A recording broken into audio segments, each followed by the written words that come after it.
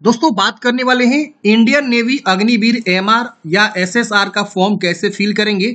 Step by step मैं आपको एक लाइव फॉर्म फिल करके बताऊंगा ताकि आपको फॉर्म फिल करने में किसी प्रकार की मिस्टेक ना हो। अगर आप सिर्फ 10वीं पास हैं तो एमआर पोस्ट के लिए फॉर्म भर सकते हैं। अगर आप 12वीं उत्तीर्ण है साइंस विषय के साथ जिसमें आपका फिजिक्स केमिस्ट्री मैथ जैसे विषय है तो आप एसएसआर के लिए एलिजिबल है, फॉर्म को अप्लाई कर सकते हैं। यहाँ देखिए लिखा हुआ है कि भौतिक के साथ आपका जो है होना चाहिए गणित और भौतिक विषय, तो आप एलिजिबल रहेंगे। या अगर कोई डिप्लोमा कर रखा हुआ है mechanical, electrical, automobiles, computer science, instrumentation technology, IT से, तो भी फॉर्म को भर सकता है एसएसआर पद के लिए। तो चलिए समझते हैं कैसे आपको फॉर्म को भरना है। स्टेप बाय स्टेप एक लाइव फॉर्म फिल करके बताएंगे। मैंने ऑलरेडी जो है इन दोनों पोस्ट के ऊपर डिटेल में नोटिफिकेशन डिस्कस कर रखा है। Selection process, age limit, qualification, salary, सब चीज मैंने बता रखा है। नहीं देखे वीडियो तो देख लीजिएगा। अब देखिए यहाँ पे आप आएंगे ना तो यही पोर्टल है जहां से आप दोनों पद के लिए अप्लाई करेंगे, एमआर के लिए भी, एसएसआर के लिए भी। आपको पहले यहाँ रजिस्टर का ऑप्शन मिलेगा, लॉगिन का ऑप्शन मिलेगा। तो पहले आप रजिस्टर वाले ऑप्शन पे क्लिक करेंगे। देखिए मैंने आपको ना लिंक डिस्क्रिप्शन बॉक्स में प्रोवाइड कर दिया है, सभी चीजों को आप चेक कर सकते हैं।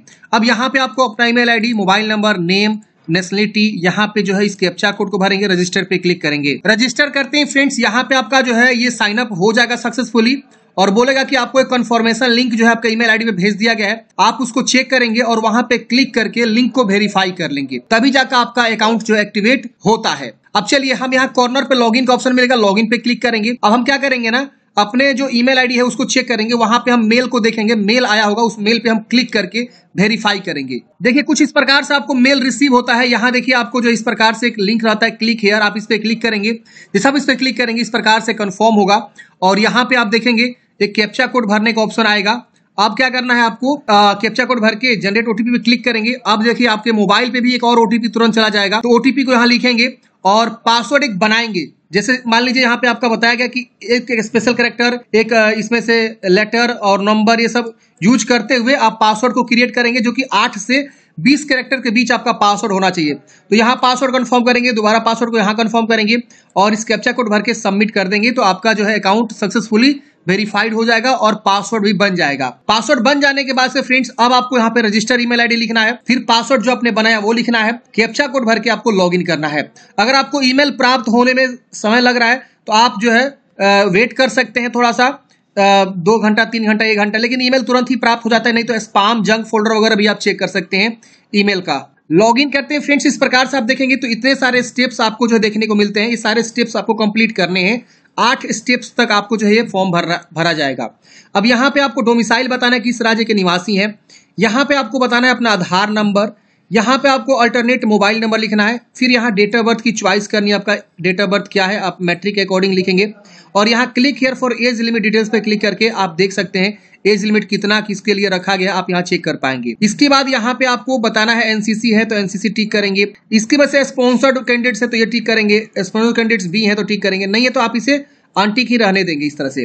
अब अपना जो है first name, middle name, last name, मान लीजिए आपका नाम दीपक कुमार है तो दीपक और यहाँ लास्ट में कुमार ऐसे, तो इस तरह से आपको जो है अपना प्रॉपर जो है नाम को लिखना है। फिर पेरेंट्स का नाम लिखेंगे तो पिताजी का नाम लिख सकते हैं। फिर गार्जियन नेम में भी पिताजी का नाम ही दे सकते हैं या मम्मी का भी नाम दे सकते हैं, या कोई बड़ा भाई हो आपका उसका भी नाम दे सकते हैं। गार्जियन में कोई भी हो सकता है, घर का ही होना चाहिए। फिर यहाँ पे जेंडर बताएंगे, मेल फीमेल, तो इस तरह से आपको जेंडर आएगा चूज करने का। यहाँ आइडेंटिफिकेशन मार्क्स, बॉडी में क्या पहचान है, जैसे तिल का निशान, कटा का निशान, जला का निशान, 2 आपको बॉडी का पहचान बताना है। मैरिड है कि अनमैरिड है।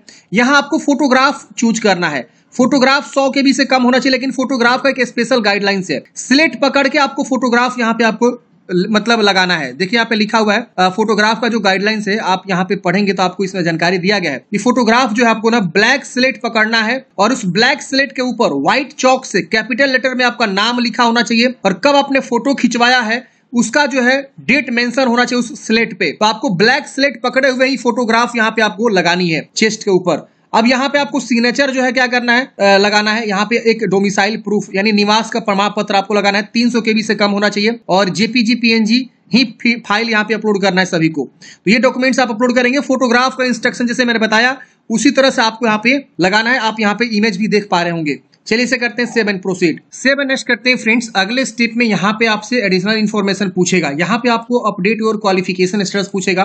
10th क्वालिफिकेशन पूछ रहा है कि आप कंप्लीट कर चुके हैं, करंटली कहीं परसुइंग है, तो आप कंप्लीट कर चुके हैं तो कंप्लीटेड लिखेंगे। फिर यहाँ पे आपको ट्वेल्थ के बारे में पूछेगा कि अभी आप करेंटली कहीं परसुइंग हैं तो आप ये चूज कर सकते हैं, फिर आपको डिक्लेयर करना होगा, उसके अकॉर्डिंग जानकारी भरना होगा। अगर आप ट्वेल्थ नहीं पास हैं तो आप नॉट अप्लीकेबल चूज कर सकते हैं, या कंप्लीट हो चुका है तो कंप्लीट चूज करेंगे। अब देखिए यहाँ पे जो आप जानकारी देंगे ना उसके अकॉर्डिंग ही आगे चल के आपको यहाँ पे फॉर्म अप्लाई करने का ऑप्शन आएगा, क्योंकि यहाँ पे दो पोस्ट है, एक है नेवी एमआर और एक है एसएसआर। अगर आप यहाँ पे सिर्फ 10th तक ही जानकारी देते हैं और 12th नॉट अप्लीकेबल कर देते हैं तो आप एसएसआर के लिए एलिजिबल नहीं होंगे, क्योंकि आप एसएसआर के लिए यहाँ पे आपने बात किया ही नहीं। समझ रहे हैं ना? तो आपका जो भी प्रेजेंटली क्वालिफिकेशन है उसके अकॉर्डिंग आप जानकारी को भरिए। अगर आप चाह रहे हैं नहीं मैं 12th पास हूं लेकिन मुझे एसएसआर का अप्लाई करना ही नहीं है, सिर्फ मैं चाह रहा हूं कि एमआर कहीं अप्लाई करें, तो यहाँ पे नॉट अप्लीकेबल इसको कर दीजिए। और यहाँ पे चाहे आप चाहें तो कंप्लीट भी बता सकते हैं यहाँ पे, और आगे चल के यहाँ पे आपको बताना होगा कि आप एसएसआर के अप्लाई कर रहे हैं कि नहीं कर रहे हैं, तो आप यहाँ यस नो में बता देंगे। देख रहे हैं ना? तो सिर्फ आप एमआर के लिए यहाँ पे यस कर सकते हैं। तो अपने अकॉर्डिंग जो चाहे वो आप यहाँ पे चूज करिए, जिसके लिए अप्लाई करना चाहते हैं उसके लिए अप्लाई करिए और यहाँ पे बताइए। अब यहाँ पूछ रहा है आपने आईटीआई या वोकेशनल कोर्स कर रखा है तो यस करेंगे, वरना यहाँ पे नो करेंगे। आप डिप्लोमा क्वालिफाइड है तो यस करेंगे, डिप्लोमा वाले के लिए ऑप्शन है। अगर कोई बंदा यहाँ पे 12th नहीं पास है, डिप्लोमा किया है, तो ये इसको नॉट अप्लीकेबल करके और यहाँ डिप्लोमा चूज करके यस करके अपनी जानकारी को भरेगा। तो ये डिप्लोमा वाले के लिए ऑप्शन है, वोकेशनल के लिए वाला ऑप्शन है। तो इस तरह के ऑप्शन से आपको देखने को मिलेंगे और आप अपने अकॉर्डिंग सारी जानकारी को यहाँ पे बताएंगे, और यहाँ पे आपको स्ट्रीम वगैरह बताना होगा, नहीं तो नो करेंगे। अब यहाँ नीचे में आप देखेंगे इस प्रकार से जैसे हमने चूज किया। अब यहाँ नीचे में पूछ रहा है कि क्या एसएसआर के लिए अप्लाई करना चाहते हैं, अगर करना चाहते हैं तो यस करिए। फिर पूछ रहा है कि आप स्पॉन्सर कैंडिडेट से, तो यस नो में बताइए। फिर यहाँ अंडरटेकिंग डिक्लेरेशन करना है। एमआर के लिए अप्लाई करना चाहते हैं तो आप यहाँ यस करेंगे, नहीं करना चाहते तो नो कर सकते हैं। जैसे बहुत सारे लोग ये सोचते हैं कि हम एमआर पोस्ट क्यों लें, क्योंकि हमको यहाँ पे 12th बेस पे भरना है, तो आप चाहे तो एमआर को स्किप भी कर सकते हैं, आप चाहे तो यस भी कर सकते हैं। अब एमआर में 3 तरह का आपको जो है पोस्ट यहाँ पे चूज करना होगा, प्रीफरेंस देना होगा। जैसे कि यहाँ पे देखेंगे सेफ आएगा, स्टेवर्ड, हाइजीनिस्ट आएगा, नो प्रीफरेंस का ऑप्शन आएगा। तो इस तीनों में से आपको एक एक करके चॉइस करना होगा, जिसको चाहे आप नॉट अप्लीकेबल भी कर सकते हैं। अब यहाँ पे स्पॉन्सर के बारे में पूछ रहा है, यस नो बताएंगे। एनसीसी है तो यस करेंगे वरना नो करेंगे। आपको तैरना आता है, तैरना तो यस करेंगे वरना नो करेंगे। अपने अकॉर्डिंग बता के 7 प्रोसीड करेंगे। 7 प्रोसीड करते हैं फ्रेंड्स। अगले स्टेप में आपको लाइव फोटो खींचना है। तो लाइव फोटो में जैसे आप आएंगे यहाँ पे आपको कैमरा अलाउ करने के लिए बोलेगा, आप अलाउ कर दीजिएगा। अलाउ करते ही आपका वेबकैम स्टार्ट हो जाएगा, यहाँ पे आपका फोटो स्टार्ट हो जाता है। अब यहाँ पे आपको नीचे आना है, यहाँ पे आपको ना 4 फोटोग्राफ आपको क्लिक करना है। यहाँ से आपको ना कैमरा ऑन करना है और आपको बार बार कैप्चर करके यहाँ पे 4 फोटोग्राफ लाइव आप खींच लेंगे, और उसके बाद से वैलिडेट एंड सेव वाले ऑप्शन पे क्लिक करके इसको वैलिडेट करेंगे। लाइव फोटो खींचते समय विशेष ध्यान देना है, आपको बैकग्राउंड जो है बिल्कुल जो है साफ होना चाहिए, क्लियर होना चाहिए, साफ सुथरा होना चाहिए। ये नहीं कि आप जो है बैकग्राउंड में कुछ भी ऑब्स्टेकल वगैरह दिख रहा है, और चेहरे पे लाइट अच्छा होना चाहिए ताकि आपका आंख का सब चीज दिखाई दे, फेस वगैरह अच्छे से क्लियर कट दिखाई दे। तो कुछ इस तरह से आपको जो है फोटोग्राफ को क्लिक करना है, ध्यान रहे लाइव फोटो में। तो आप यहाँ पे कैप्चर करेंगे और उसके वजह से सेव एंड वैलिडेट कर देंगे। सेव एंड करते हैं फ्रेंड्स। अगले स्टेप में आपको यहाँ पे जो है ना कोरेस्पोंडेंस एड्रेस यानी पत्राचार का पता भरना है। तो यहाँ पे लाइन 1 लाइन 2 2 लाइन को यूज करते हुए आप अपना एड्रेस को भरेंगे। जैसे मान लीजिए आपका गाँव का नाम जो है रामपुर है, तो विलेज रामपुर यहाँ लिख दीजिए। पोस्ट मान लीजिए आपका रामपुर है, तो यहीं पे पोस्ट भी आप लिख सकते हैं, यहाँ पोस्ट रामपुर ऐसे। थाना आपका मान लीजिए रामपुर है, तो ऐसे रामपुर आप लिख देंगे। अब यहाँ पे स्टेट, डिस्ट्रिक्ट, ब्लॉक, यहाँ पे पुलिस स्टेशन, पिन कोड, ये आप अच्छे से लिखेंगे प्रॉपर एड्रेस को। आप नीचे पूछ रहा है परमानेंट एड्रेस भरिए, तो अगर आपका कोरेस्पोंडेंस की तरह ही सेम है तो आप यहाँ पे क्या करेंगे, उसको टिक करेंगे, सेम कॉपी हो जाएगा। अलग है तो अलग अलग आप लिख सकते हैं। उसके बाद से सेव एंड प्रोसीड करेंगे, अगला स्टेप आपका आ जाएगा। अब अगले स्टेप में फ्रेंड्स आपको क्वालिफिकेशन के बारे में जानकारी भरना है। तो सबसे पहले आपको 10th के बारे में जानकारी भरना है। तो 10th का इंग्लिश में आपको कितना मार्क्स का था, 100 का होता है सबका, और कितना आपको मिला हुआ है यहाँ पे आपको बता देना है। फिर लैंग्वेज में आपका जैसे हिंदी हो सकता है या मैथिली हो सकता है, कुछ भी हो सकता है। तो लैंग्वेज भी से आप एक लोग लेते हैं ना, तो लैंग्वेज में आप पूछ रहे हैं, तो लैंग्वेज आपका मान लीजिए 100 का होगा और आपको 60 मिला है। सोशल साइंस 100 का था, आपको मिला है 85। साइंस आपका था मान लीजिए 100 का और आपको मिला है यहाँ पे मान लीजिए 94 नंबर या 95 नंबर, जो भी आपको मिला है आप यहाँ पे ना सभी विषय वाइज आप यहाँ पे बता देंगे। तो आप अपने अकॉर्डिंग यहाँ पे जो है सभी मार्क्स की एंट्री कर देंगे बारी बारी से। अब ये सब नहीं होगा आपका, अगर होगा फिजिकल एजुकेशन में बताएंगे वरना छोड़ेंगे, अदर कोई सब्जेक्ट हो तो बताएंगे वरना छोड़ेंगे। अब यहाँ देखेंगे आपका टोटल आ जाएगा और कितना % आपका बना है मैट्रिक में आ जाएगा। मैट्रिक का जो है सीरियल नंबर लिखेंगे। तो बिहार बोर्ड का जो भी मैट्रिक का मार्कशीट होता है ना, उसको कॉर्नर पे लिखा रहता है सीरियल नंबर, वहां लिखा नहीं रहेगा कि सीरियल नंबर, लेकिन आपको समझना होगा सीरियल नंबर सबसे ऊपर कॉर्नर पे रहता है, वो लिखेंगे। और यहाँ किस बोर्ड से आपने पढ़ाई किया ये आपको बताना होगा। तो बिहार स्कूल एग्जामिनेशन बोर्ड यहाँ आएगा या सीबीएसई, हर एक बोर्ड का नाम आएगा, बता देंगे। फिर यहाँ पूछ रहा है स्टेट जहां से आपने 12वीं पढ़ा, 10th के बारे में 10th पढ़ा, आप वहां का आप राज्य चूज करेंगे। फिर यहाँ पे अगेन आपको चूज करना है कंडक्टेड एग्जाम। इसके बाद से आपका जो है स्कूल का नाम और यहाँ पे 10वीं क्लास का मार्कशीट को आप यहाँ करेंगे, अपलोड करेंगे पीडीएफ में 300 KB से कम, यहाँ चूज करके 7 प्रोसीड कर लेंगे। अब अगले स्टेप में 12th क्लास के बारे में जानकारी पूछेगा आपसे, तो यहाँ पे अंग्रेजी में कितना मिला, उसी तरह से जिस तरह से आपने मैट्रिक के बारे में भरा, फिर आपको जो है लैंग्वेज जैसे हिंदी हो सकता है और कोई लैंग्वेज जो आप पढ़े हो तो आप बताएंगे। फिजिक्स में कितना है, केमिस्ट्री में, मैथ में कितना है, बायोलॉजी पढ़े एक्स्ट्रा में है तो बता सकते हैं, वरना से आप छोड़ भी सकते हैं। और उस तरह से आपका टोटल यहाँ पे आ जाएगा। तो इस तरह से आप अपने जो है विषय की एंट्री करेंगे, कितना में कितना मार्क्स आपको मिला हुआ है।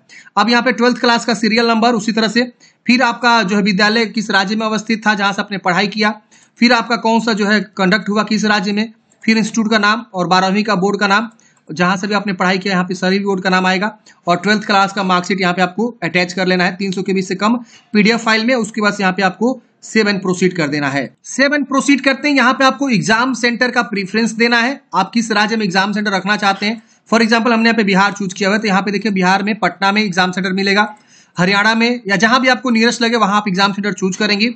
और चूज करने के बाद से फ्रेंड्स आप इसे 7 प्रोसीड करेंगे। तो 3 प्रेफरेंस आपको एग्जाम सेंटर की देनी है, ओके करेंगे। अब अगले स्टेप में आपका जो है ना ये प्रीव्यू पेज आ जाएगा। मतलब क्या, ये आप मिलाइए यहाँ पे आपका पेमेंट क्या है, तो प्रीव्यू एक बार आप चेक करेंगे, उसके बाद से पेमेंट आएगा, पेमेंट को आप जमा करेंगे। जो भी आपका एप्लीकेशन फी है एसएसआर के लिए अलग, एमआर के लिए अलग यहाँ शो करेगा, और उसके बाद से जीएसटी लगता है, और उसके बाद से यहाँ पे आपको कोई एक जो है ऑप्शन चूज करके पे नाउ पे क्लिक करना है। तो फॉर्म फाइनल सबमिट करने से पहले प्रीव्यू पेज को चेक करेंगे। प्रीव्यू पेज को चेक करने के बाद से अगर आपको लग रहा है गलती है तो उसको जाके बैक जाके सुधारेंगे। मान लीजिए आपको लग रहा है क्वालिफिकेशन में कुछ गलती हो गया, तो क्वालिफिकेशन पे क्लिक करेंगे, सीधे क्वालिफिकेशन वाला पेज ओपन हो जाएगा। एग्जामिनेशन सिटी गलत आपको डाल दिया है तो इस पे आप आके और उसको सुधार कर सकते हैं। फोटो कैप्चर गलत कर दिए हैं, एडिशनल इन्फॉर्मेशन कुछ भी गलती कर दिए, वहां जाके आप सुधार कर सकते हैं। और फिर लास्ट में ही आपको पेमेंट यहाँ पे जमा करना है, तो जो भी आपका एप्लीकेशन फी लग रहा है। तो आशा करता हूँ फ्रेंड्स आपको जानकारी समझ में आया होगा। मैं यहाँ पे एक चूज कर लेता हूँ एसबीआई, पे नाउ पे क्लिक करूंगा, ये देखिए पेमेंट गेटवे हमारा खुल जाएगा। और यहाँ पे देखेंगे बहुत सारे ऑप्शन है, कोई भी ऑप्शन को चुनाव करके हम पेमेंट को जमा करेंगे और उसके बाद से फाइनल प्रिंट आउट निकाल के अपने पास हार्ड कॉपी सुरक्षित रख लेंगे। तो इस प्रकार से फ्रेंड्स हमने बात किया इंडियन नेवी, एमआर और एसएसआर के लिए फॉर्म कैसे फिल करेंगे। आपके मन में कोई भी डाउट है कमेंट बॉक्स से पूछिएगा। मिलता है किसी नेक्स्ट वीडियो में। जय हिंद, आपका दिन शुभ हो।